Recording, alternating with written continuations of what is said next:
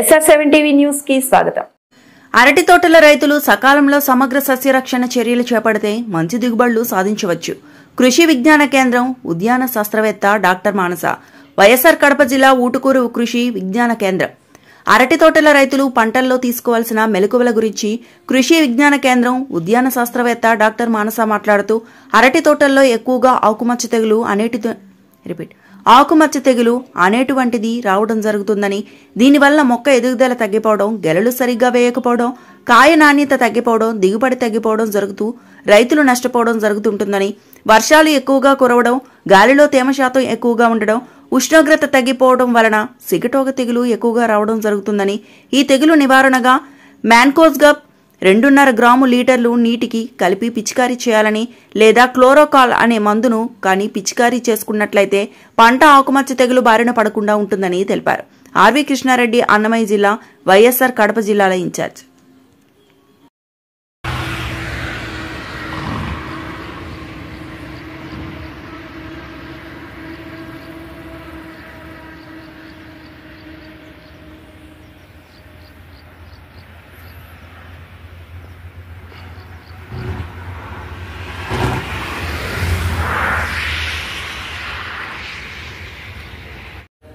నమస్తే, SR7 టీవీకి స్వాగతం. నా పేరు ఆర్వి కృష్ణారెడ్డి, అన్నమయ్య, వైఎస్ఆర్ కడప జిల్లాల ఇన్ఛార్జ్. మరి అన్నమయ్య, వైఎస్ఆర్ కడప జిల్లాలలో మరి రైతులకు ప్రధాన పంటగ అరటి అనేటువంటిది ఎక్కువగా వేయడం జరుగుతూ ఉంది. మరి ఈ అరటి పంట పైన రైతులు తీసుకోవాల్సినటువంటి జాగ్రత్తలు ఏంటి, అలాగే ఈ అరటి పంట పైన ఆశించేటువంటి సిగటోక తెగులు నివారణగా ఎలాంటి చర్యలు తీసుకోవాలనే దానిపైన మన వైఎస్ఆర్ కడప జిల్లా ఊటుకూరు కృషి విజ్ఞాన కేంద్రం ఉద్యాన శాఖ శాస్త్రవేత్త గారితో ఒక సమాచారాన్ని తీసుకుందాం. నమస్తే మేడం. మరి అరటి పంట అనేటువంటిది ప్రధాన పంటగా రైతులు ఎక్కువగా వేయడం జరుగుతూ ఉంది. మరి అరటి పంటలో ఏ వెరైటీ అయితే బాగా మన ప్రాంతానికి అనుకూలంగా ఉంటాయి, అలాగే దీనిపైన ఆశించేటువంటి తెగుళ్ళు ఏంటి, ఆ తెగుళ్ళ నివారణగా మీరు ఇచ్చేటువంటి సందేశం మేడం చెప్పండి. నమస్తే మేడం. కొంచెం దగ్గర అరటిలో వచ్చేసి మనకి మొత్తం మీద తీసుకున్నా కూడా G9 రకం అనేది బాగా ఎక్కువ పాపులర్ లో ఉంది. దాంట్లో ఏంటంటే మనకి దిగుబడి అనేది బాగా వస్తుంది. అది పెద్ద పచ్చి అరటి రకానికి చెందినది.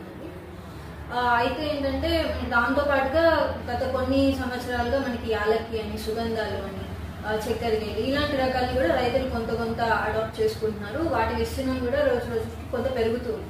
అంటే మనకి బెంగళూరు మార్కెట్ ఆ సైడ్ అయితే మాత్రం యాలక్కి అనేది చిన్న మన వేలంత ఉంటది కాయ, చిన్న కాయలు, వాటికి కొంచెం డిమాండ్ ఎక్కువ ఉంది. కాబట్టి మనకి బార్డర్ ఏరియాలో కొంత ఈ యాలక్కి రకానికి పాపులారిటీ అనేది ఉంది. సో ఆ రకాన్ని కొంచెం ఎక్కువగా రైతులు సాగు చేయడం జరుగుతుంది. మనకి అన్ని రకాలు కూడా మంచి దిగుబడి ఇచ్చేవే, మార్కెట్ రేట్ ఉన్నవే. కాకపోతే ఏంటంటే మనకి ముఖ్యంగా అరటి అనగానే గుర్తొచ్చే సిగటోక, దాన్ని మట్ట తెగులు అని కూడా అంటారు, సిగటోక ఆకుమచ్చ తెగులు అని కూడా అంటారు. ఈ తెగులు అనేది మనకి ప్రధాన సమస్య.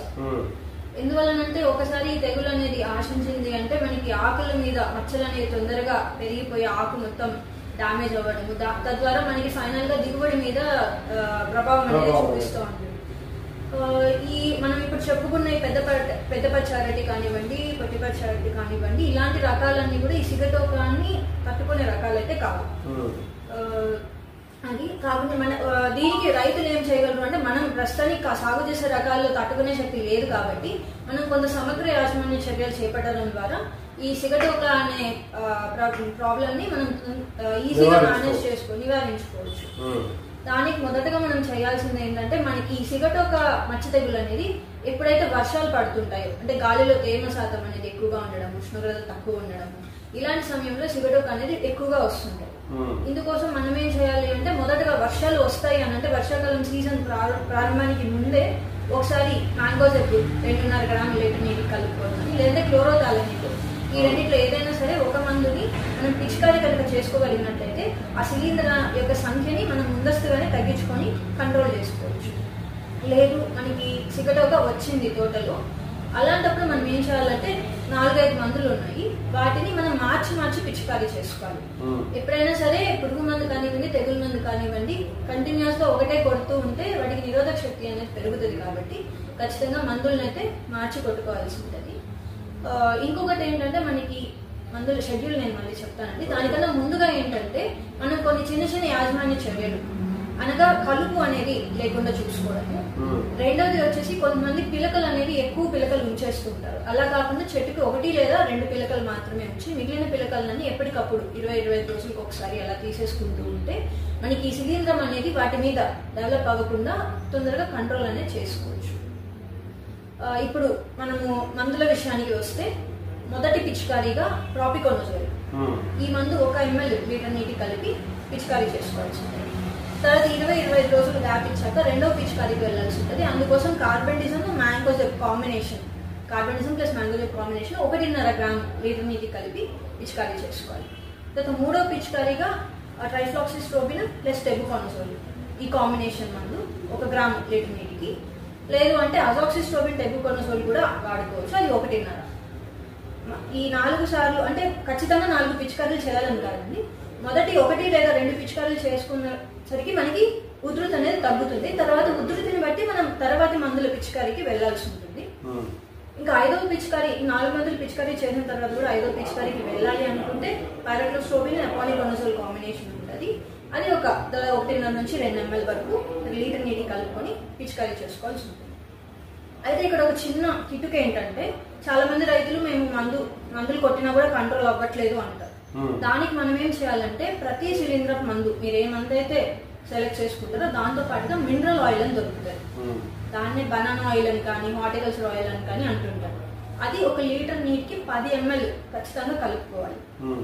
ఈ విధంగా కలుపుకోవడం వల్ల ఏమవుతుందంటే మనం ఎంచుకున్న మందు అనేది చాలా ప్రభావితంగా పనిచేస్తుంది. కాకపోతే ఇక్కడ ఒక చిన్న విషయం రైతులు గుర్తుపెట్టుకోవాల్సింది ఏంటంటే ఈ మినరల్ ఆయిల్ అనే దాన్ని గెలలు ఉన్నప్పుడు కొట్టకూడదు. గెలలు ఉన్నప్పటి నుంచి మినరల్ ఆయిల్ ని ఆపేసుకుని ఉత్తమ మందుల వరకు మాత్రం కొట్టుకోవాలి. అయితే గెలలు వచ్చే కన్నా ముందే తొలి దశలోనే మినరల్ ఆయిల్ ఈ శిలీంధ్రపు మందు కలుపుకొని పిచికారీ చేసుకోవడం ద్వారా చాలా సమర్థవంతంగా మనం ఈ తెగుళ్ళని అయితే నివారించుకోవచ్చు. మేడం, ఇప్పుడు మనకు గెలలు ఎక్కువగా రావాలన్నా మరి కాయ నాణ్యతగా ఉండాలన్నా ఏ విధమైన సస్యరక్షణ చర్యలు చేపట్టాలంటారు రైతులు? మనకి గెల దిగుబడి కానీ నాణ్యత కానీ బాగుండాలంటే మొదటగా రైతులు గుర్తుపెట్టుకోవాల్సింది ఏ పంటకైనా సరే పూత పింద సమయంలో పొటాష్ అనేది బాగా ముఖ్యంగా అవసరం అవుతుంది. ఎక్కువ క్వాంటిటీస్ ఎక్కువ మోతాదులో కూడా మనం పొటాష్ అనేది మొక్క తీసుకుంటుంది. కాబట్టి పొటాష్ ఎరువులు రేట్ ఎక్కువ ఉన్నాయనో లేకపోతే ఇంకేదైనా దొరకట్లేదనే కారణాల వల్ల పొటాష్ ఎరువుల్ని స్కిప్ చేయకుండా అంటే వాడడం ఆపేయకుండా ఖచ్చితంగా పొటాష్ ఎరువులను అయితే రైతులు వాడుకోవాలి. తద్వారా మనకి దిగుబడి అనేది పెరుగుతుంది.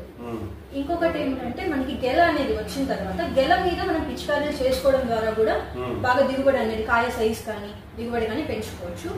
అందుకోసం మనం 0-0-50 కానివ్వండి, లేదు అంటే 13-0-40 ఈ రెంట్లో ఏదైనా ఒక పోషకాన్ని 10 గ్రాములు లీటర్ నీటి కలుపుకొని గెల మీదనే పిచికారీ చేసుకోగలిగితే గెల పండుకే డైరెక్ట్ గా మన పోషకాలు అనేవి అందుతాయి. కాబట్టి సైజ్ కానీ బాగా నాణ్యత కానీ బాగా వస్తుంది. మేడం, ఇప్పుడు అరటిలో ఏ వెరైటీలు అయితే మన అన్నమయ్య జిల్లాకు కానీ వైఎస్ఆర్ జిల్లాకు కానీ బాగా అనుకూలంగా ఉంటాయంట? మనం ఇప్పుడు రైతులు వాడే గ్రాండ్ నైన్ రకం కానివ్వండి, లేదు అంటే అమృతపాణి, చక్కెరకేళి, యాలక్కి ఇవన్నీ కూడా మనకి బాగా సుగంధాలు ఇవన్నీ కూడా మంచిగా ఉన్నాయి, మన వాతావరణానికి అనుకూలమైనవి. చెప్పాలంటే మన దగ్గర దాదాపు అన్ని రకాలు కూడా మంచిగా వచ్చాయి.